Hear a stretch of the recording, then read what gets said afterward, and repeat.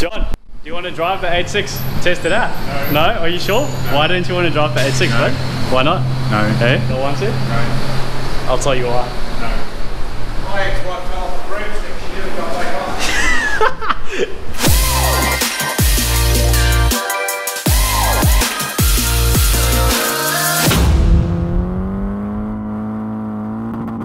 on. Welcome back to Skid Happens. This week we go over to EP4 Wheels to fit a new steering rack to the OG.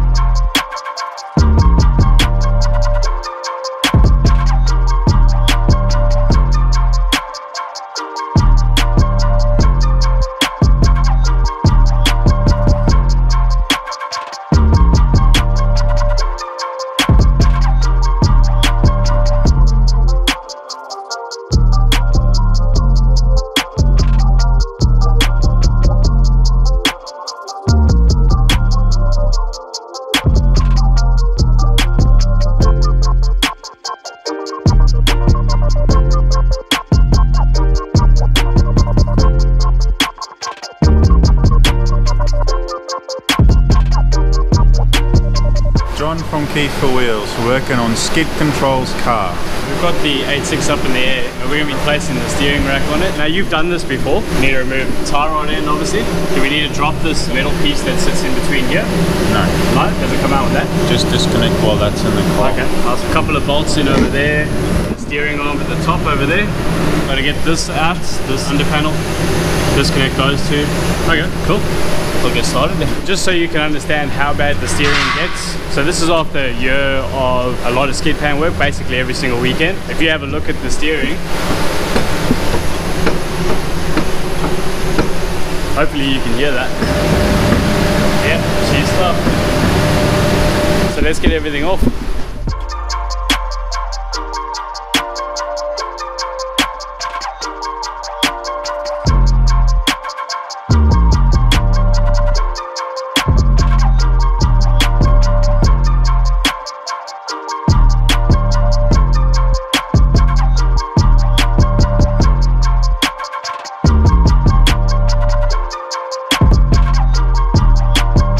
Give us the bad news, bud. We need new racking. Again.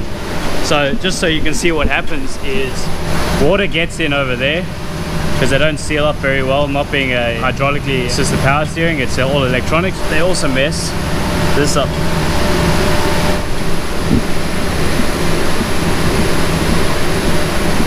It's gone.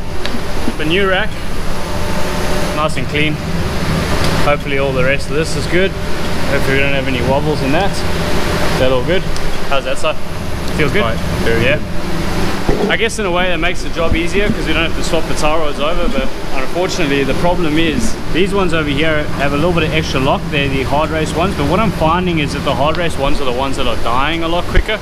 We've got a massive lock kit which we'll put into the car eventually, but for now what we'll do is we'll just run standard. That rack is already sealed.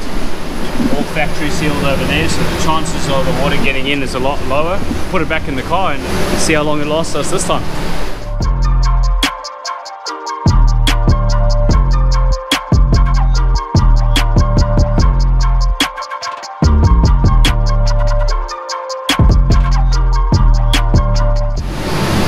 Stop. A little bit more. Stop. That should be straight. Stop moving. It's just wiggling. You got to make sure that when you put the steering column back into the rack, it is put in straight. There is a ribbon that runs inside the steering column, which they use for the ABS, so it's a steering angle sensor. If that snaps by just being a little bit off center, you lose all ABS on the car.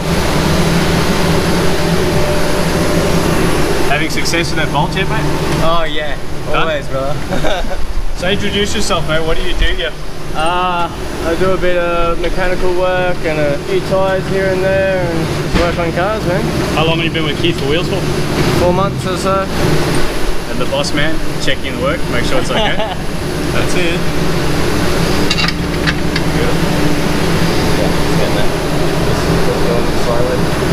And that bolt is one that is always causing problems. So that's a common issue with that bolt. That one goes in first. So welcome to the diesel covered 86. I guess the advantage is you'll be able to find oil leaks nice and easy, of which I'm not seeing any at the moment. Alright, well, we're going to tackle this bolt and reassemble the car, get it back on the ground, make sure the steering's straight, and then give it a bit of an alignment with some fresh tyres. So we've also got new tyres going on the car today.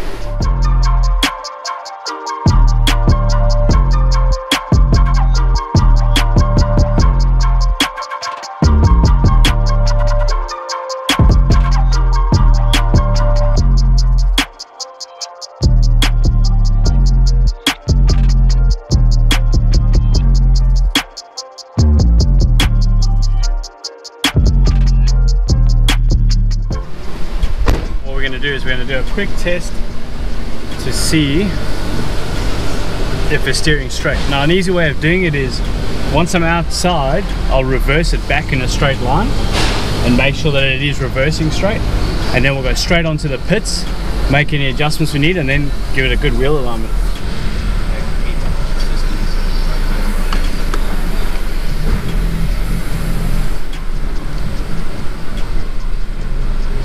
No, it definitely feels like it's a bit skewed there, so you can see how I'm not lined up to the thing anymore. Steering wheel's still straight, and that's where we are. Let's just go back again. Now you'll see the steering is offset to the left, so I'm assuming we're a little bit skew on the steering rack. Looking at the pits itself, it looks like I'm driving on straight again. And it's pretty safe to say that's how far off we are. So we'll jump underneath the car now and we'll make an adjustment on the spline, and then that should be all. Then we can do the wheel alignment down over there, and we're gonna get Kiwi to jump on. Kiwi, if you don't know him already, bit of a legend in the industry, really good with wheel alignments and seriously knows this stuff. Sets up every single one of our cars for various types of motorsport, drifting, rally, racing, everything. So we'll hand it over to him, let him work his magic.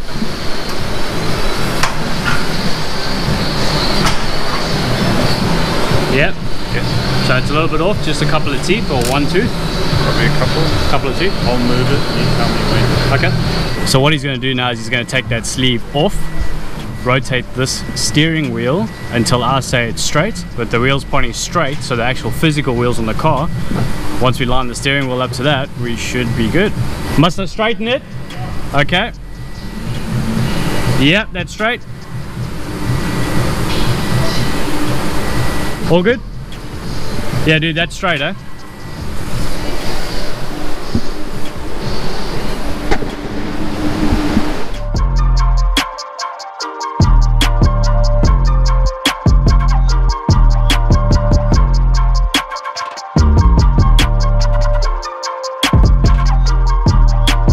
Because the car is used for a variety of different things, we're looking for about a mil there, so we get 2 mil total in. And then we'll move these toes out, so we'll get about 2 mil out on that. And what that does is that helps with initial turn in, and that helps with grip. Camber wise, we'll probably make the left closer to the right, so we've got 3 degrees on both sides. We don't have camber adjustment on the rear of this car, so we'll just leave those at where they are at the moment, and then we'll just get the car tracking nice and straight.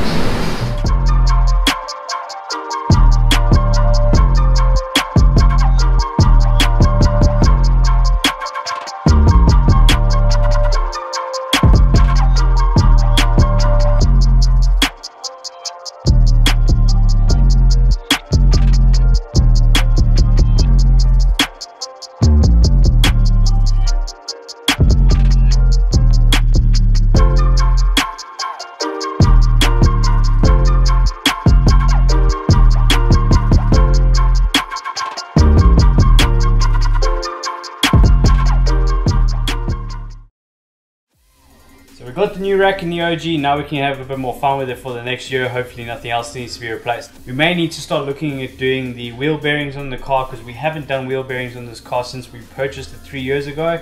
Seems to be making a bit of a noise, so we'll get that looked at. In the next episode, we'll take you over to the skid pan and we'll actually give you a proper how-to, so make sure you keep an eye out for that one. Thanks to everyone for your support so far. It has been absolutely amazing making these episodes for all of you, and hopefully you're still enjoying it as much as we enjoy making them. If you haven't already, make sure you head over to our website at skidcontrol.com.au. We're at Facebook under Skid Control. We're also on Instagram at skid_control. Be sure to like this video, subscribe to our channel to stay up to date with all our new episodes, and we'll see you at the track.